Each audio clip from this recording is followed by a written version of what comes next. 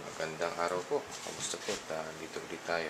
Pinapakita ko lang yung aming mga bagong members of the family ngayon. Ayan, meron kaming konting new members. Ito, nakasarado na kasi yung ilaw kaya naka-timer yan. Pero ito po, yung mga Cattleya, iba-ibang lahi ng Cattleya. Yan.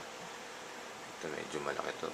Medyo madilim na ng konti dahil yung ilaw naka-timer. Usually every 6 o'clock, 12 hours nakabukas, automatic nagbubukas from 6 a.m. to 6 p.m. Yun po. At yun lang. At mamaya manonood lang kami ng NBA East versus West, parang NBA All-Star Game, dahil yun ang aming bagong ngayon. Nanonood na ulit kami ng NBA simula nung nakapasok ng finals yung Chicago last year. Ayan, nakakatuwa lang, parang dati nung araw,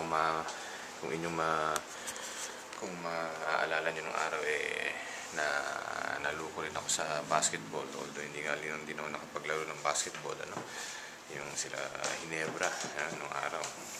Dito po. Okay, at sige po, naglagay lang ako ng konting